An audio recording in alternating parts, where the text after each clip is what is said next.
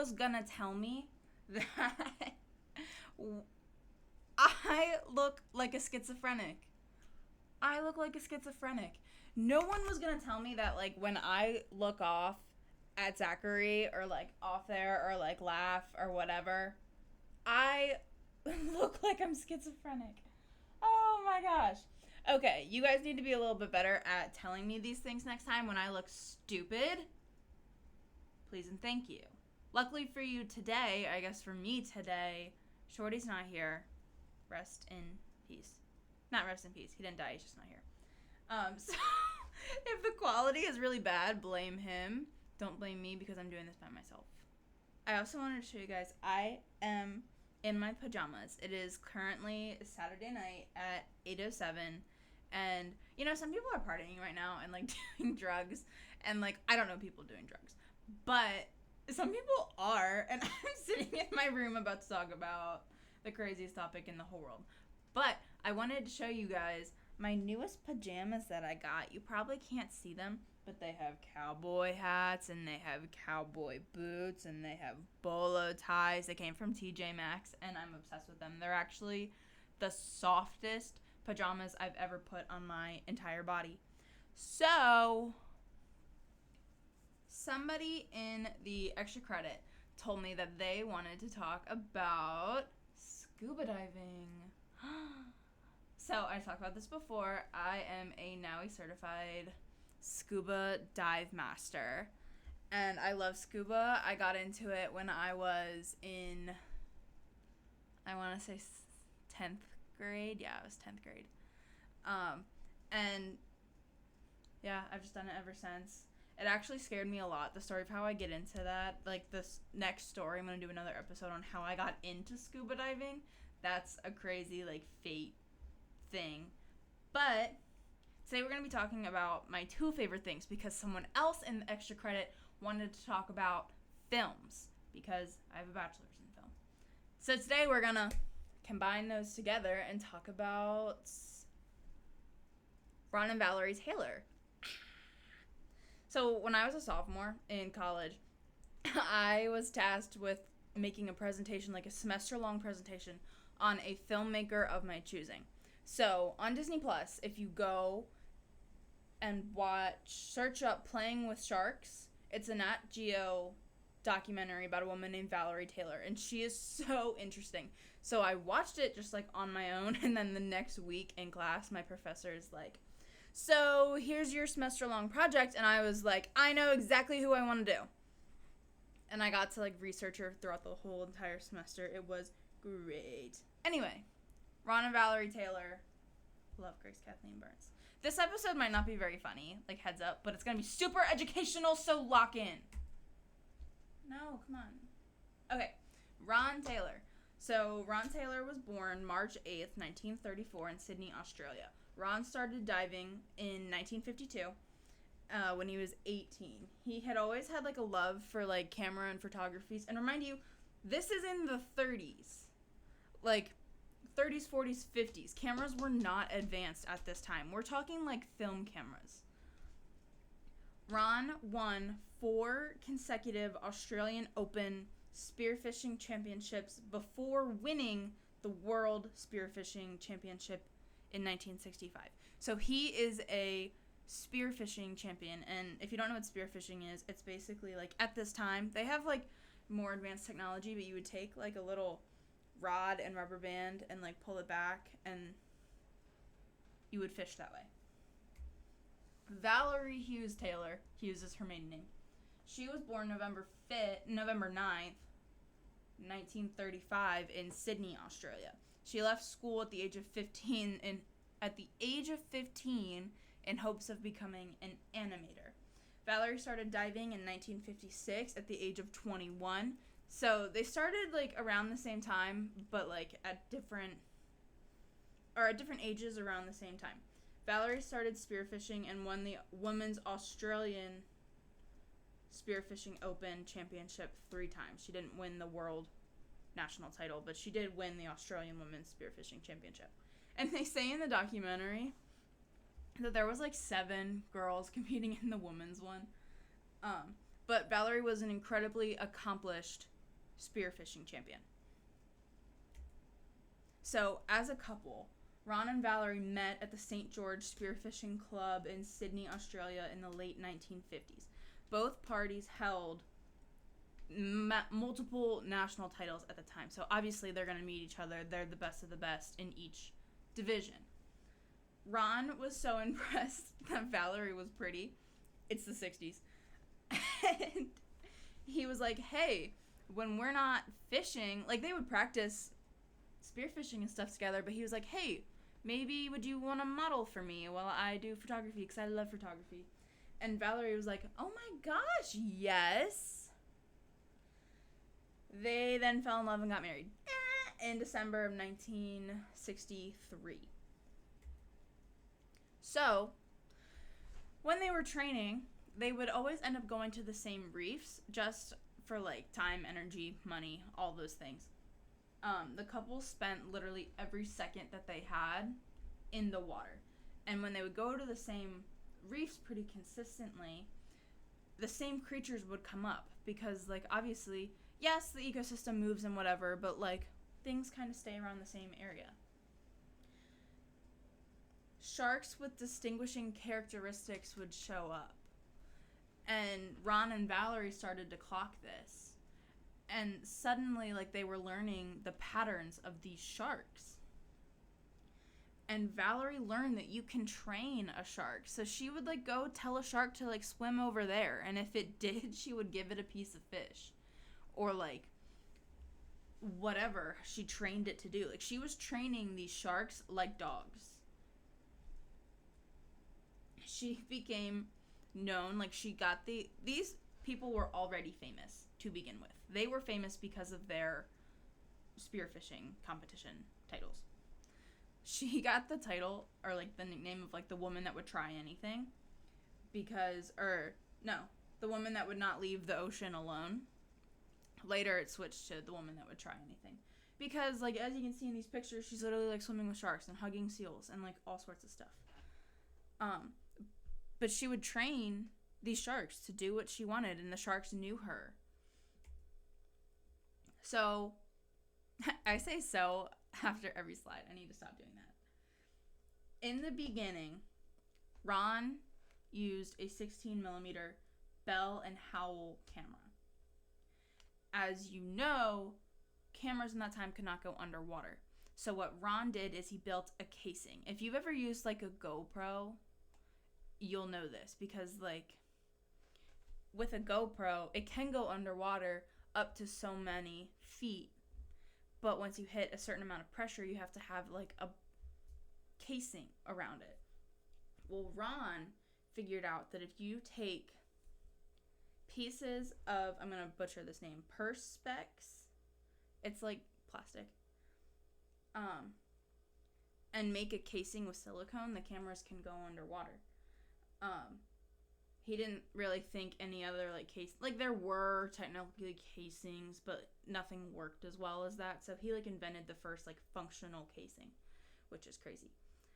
In 1960, he would later buy his own Bolex camera and use that for Hollywood use. So as like recreational camera, he used his own, and these are the two cameras. So his videography, or their videography. Valerie would go and like train the sharks. She wasn't big on like the whole camera stuff in the beginning. It was more so like just being in nature and like playing with the things. Ron would go behind her and video it. His original camera only had about 50 feet of film in it. We're talking like actual film strips here. Remember, the 60s, which on land would translate to about 80 seconds of footage. So, you know, like when you're in an airplane and you have to like hold your nose and blow out your ears and all that stuff to like equalize the pressure, it works the exact same way going down. So every 10 feet, you hit a different atmosphere. You have to equalize your ears every time. So when you get under that much pressure, the cameras don't work as well. When we're doing scuba training, your brain physically can't go as well. So when you hit, I think it's 100 feet, I want to say, we'll like give you math problems, and it'll be like, what's 2 plus 2? And people will say 6, or like whatever. Like, you can't cognitively function at that pressure, and neither can your camera. So due to the pressure, the camera would only last about 25 seconds. So they had 25 seconds per day to get the best footage. If you've ever worked with cameras or filming or whatever, you know that you take take after take after take. You do like 3 shots, unless you're really feeling confident, but like you do over and over and over again. 25 seconds is nothing. We've been talking for 11 minutes. 25 seconds a day. Crazy. And then the camera would just shut down. So if he had another camera on the boat, he could switch them out, but still, that's less than a minute. Due to the technological limitations of the time, like I said, he maybe had 50 seconds. He never shot the same thing twice, which is crazy. Every shot that you'll see of Ron's is different. It is drastically different in angle. It's drastically different in type of creature, of action, whatever. So if you like go through his portfolio, nothing looks the same. Except the one trackable thing is his use of color. And the use of color is so vastly different, which is what makes it trackable, if that makes sense. The deeper you go, the less color you have. So Ron very quickly got sick of the color blue. So through all of his footage and all of his tracking, or all of his like taking pictures, he made sure that every shot had some instance of color in it, whether that be Valerie's wetsuit or coral or, I don't know, blood. Like, I don't know, whatever he could do to get creative to express color. He requested to show for Valerie to wear bright colors, not only because of this, what I'm talking about, but also it attracts sharks. Fun fact, this is actually true. Yellow, silver, and I want to say orange attract sharks. Fun fact. So if you're on the beach and you're afraid of sharks, don't wear yellow. These are some examples of his shots and like the use of color, and like everyone is so drastically different, but also like so similar. The red ribbon. In an attempt to create more color and femininity, Valerie always wore a red ribbon when she was diving in her hair. And it was in one way to honor Jacques Cousteau, and it was another to bring color. Jacques Cousteau has a red beanie. You can have a red ribbon. That's a quote from Ron. Who the heck is Jacques Cousteau? You guys should know this. Jacques Cousteau is a French oceanographer. He was, if not the first oceanographers. He was born in 1910. He pioneered the first fully automatic compressed air scuba apparatus. If you didn't know, scuba was an acronym for submerged, contained, underwater breathing apparatus. Jacques Cousteau helped make that, all in the name of photography. He created the entire genre of underwater documentary filmmaking, and he holds the spot as the most famous underwater documentarian. If I say Jacques Cousteau, that should ring a bell. He created more than 115 documentaries and wrote over 50 books. He's really famous. Go look him up if you don't know who he is.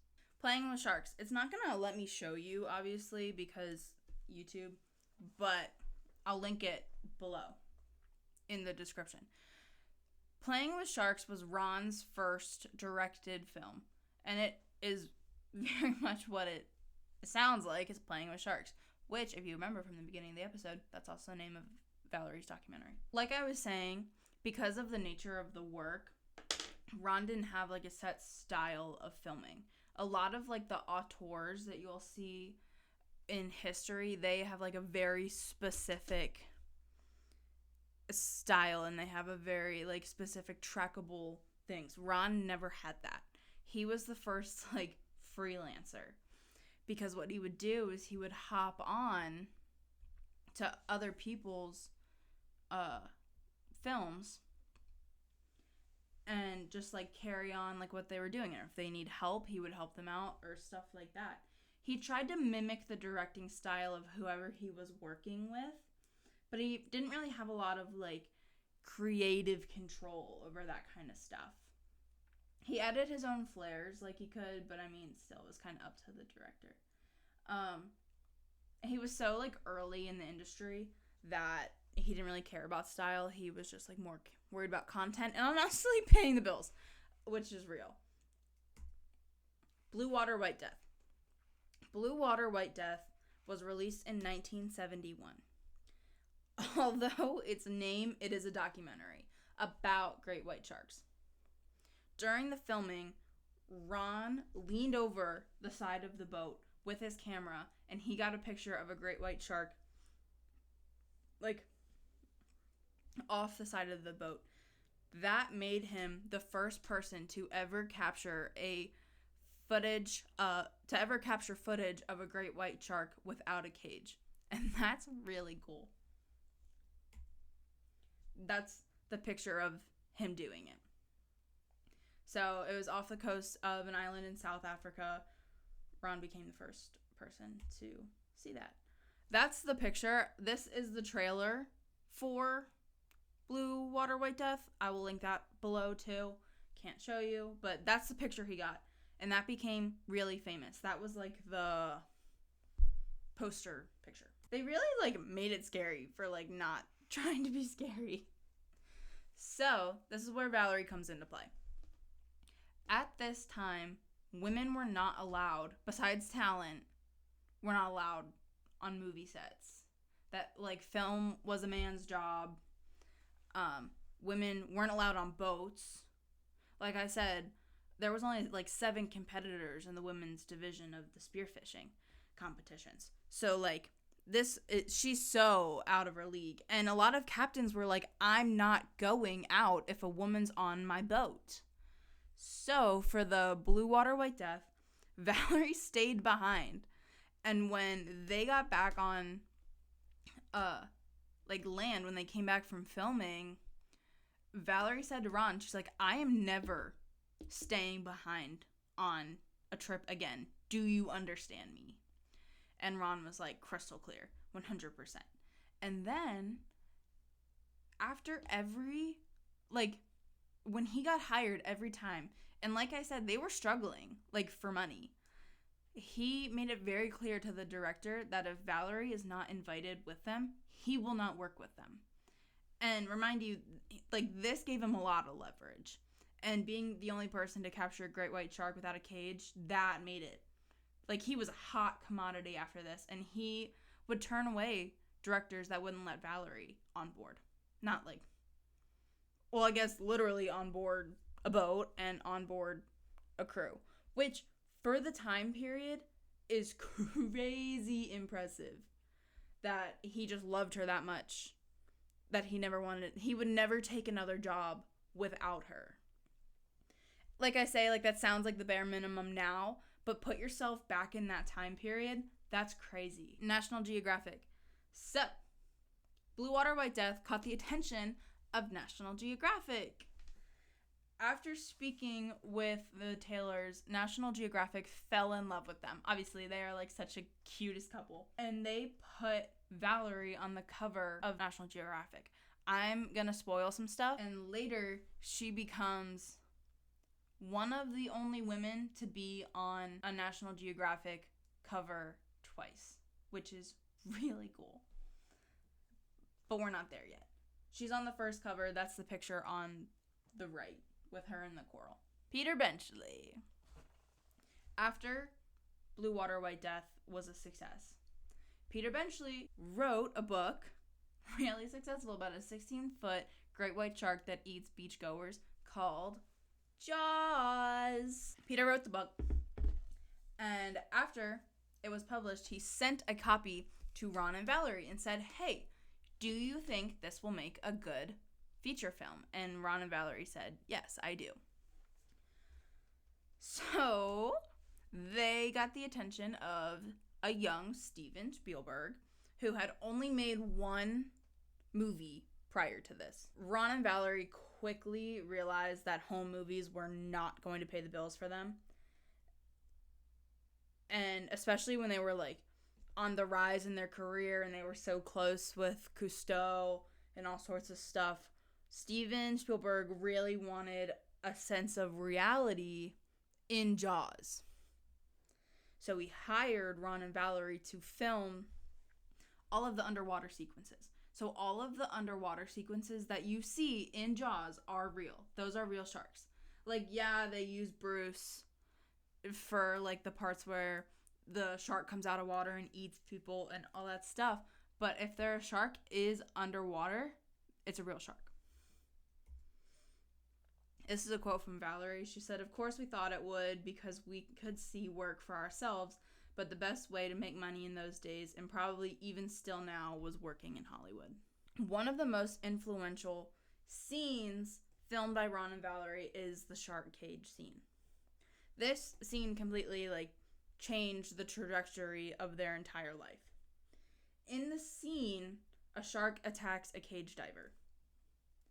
While it was scripted differently, in filming, a real shark got tangled in the cords and Ron caught it on camera.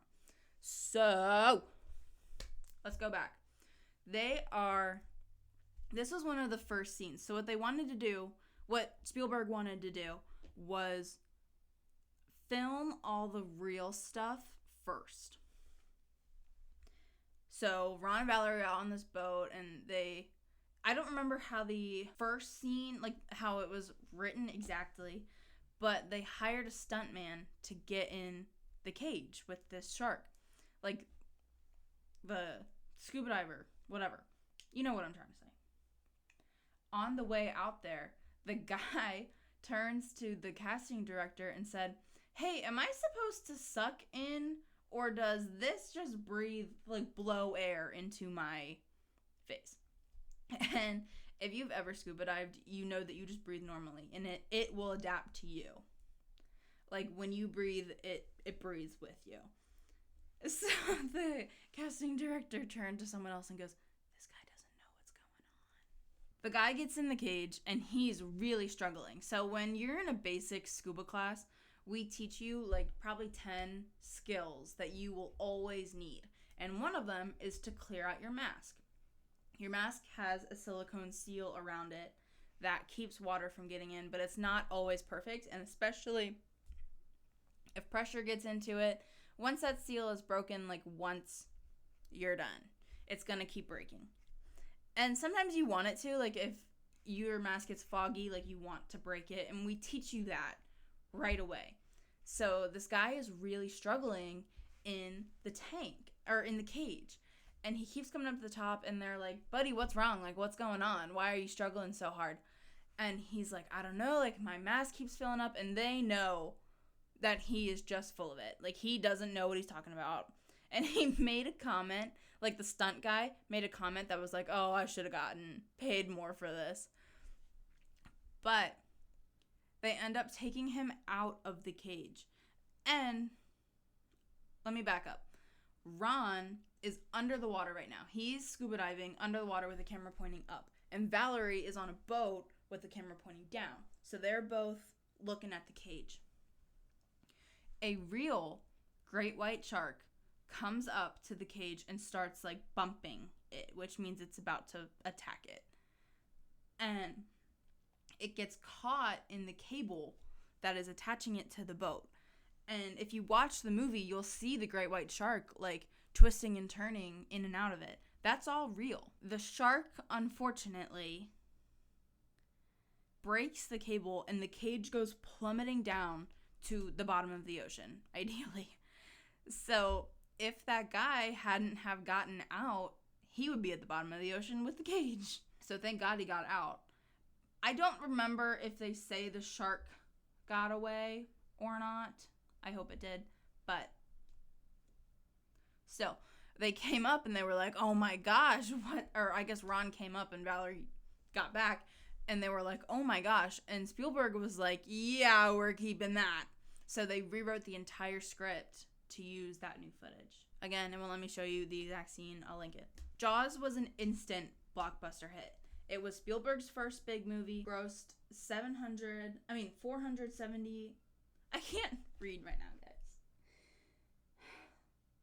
Earlier today, someone asked me what was 8 plus 5, and it took me like 5 minutes to do it.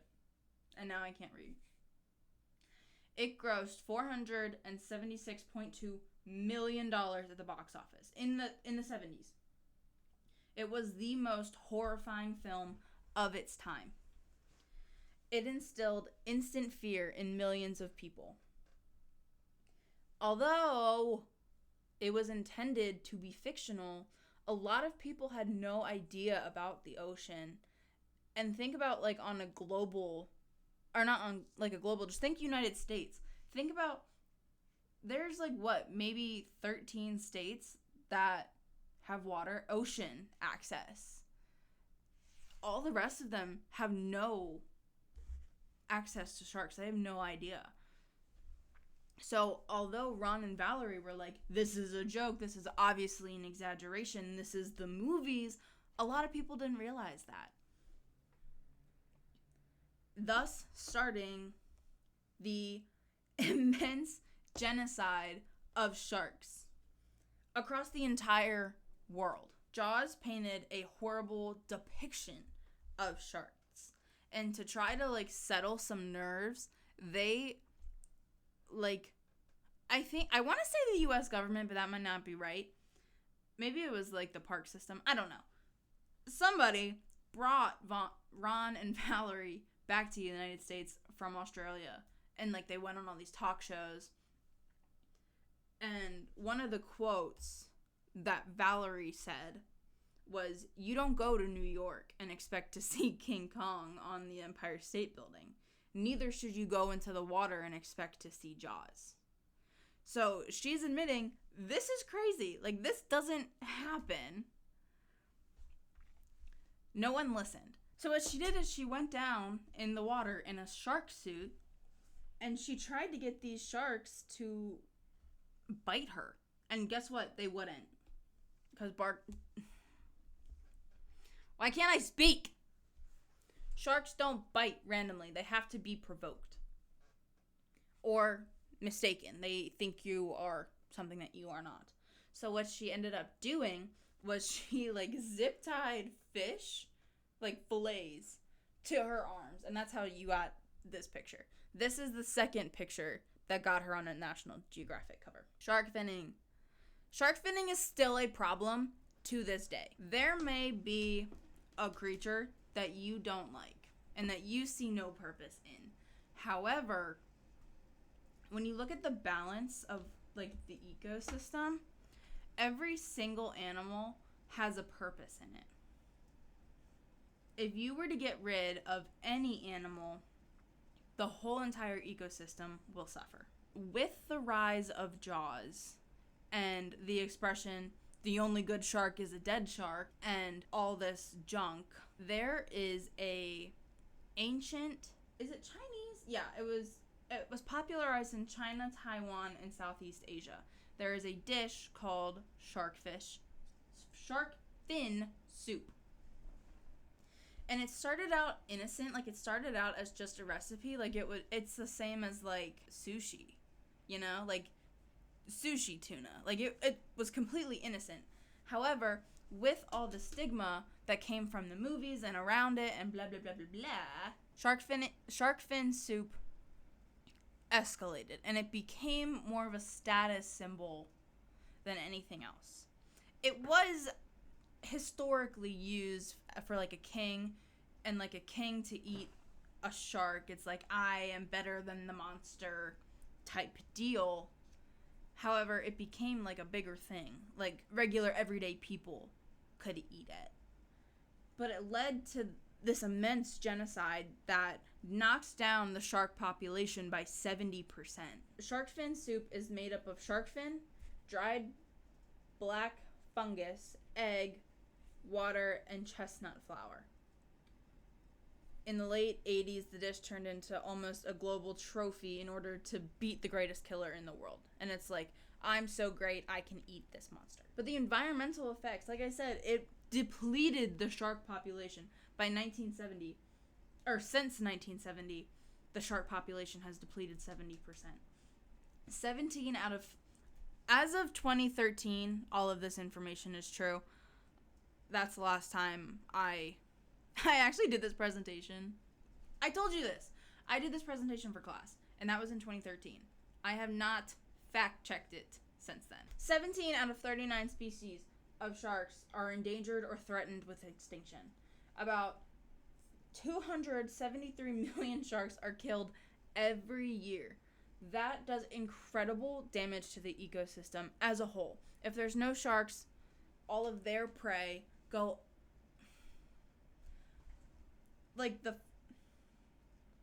all the sharks are gone, so all the medium fish have no predators. So they expand. So all the little fish that they eat, there aren't enough to sustain it, if that makes sense. Like, it's kind of like a everything goes wrong. Ron and Valerie realized that although it might not affect them, and they thought Jaws was completely innocent, somebody else can take it completely differently. And that is still a problem that we face today in entertainment. I can say something so incredibly innocent and someone else will take it and run with it. Oh my gosh, I should have talked about the what about me theory. I don't have time for it today. But Ron and Valerie dedicated their entire life to teaching young filmmakers, be careful what you put out. Think about every single angle somebody else could take this, because you don't know how someone's going to take something. You can mean it one way, and your delivery, or not even like your delivery, but just someone else could interpret it completely different. And they really stress this idea. And like I said, they did conferences with young filmmakers, and they really stressed this idea, and they were like, we created this to be like enjoyable, and it is our responsibility that these creatures that we spent our entire lives dedicating to like saving and teaching are dying. And it's not all because of Jaws, but Jaws has a big hand in it. This is kind of boring. This just talks about like the video portfolio. If you guys care, I can talk about it again. What happened to them? Unfortunately, Ron did pass away in 2012. He had leukemia. Valerie had breast cancer, but she beat her battle. She is still alive as of today. I checked the other day. But they left a huge legacy, and they don't get talked about enough. Number one, they're pioneers in the genre of underwater documentary. Two, they worked alongside Steven Spielberg on one of the best movies ever known. Invented the best housing for underwater camera for the time. Pushed for more female representation, in the like marine science industry and in the film industry. Revolutionized the idea of training sharks and videoing them.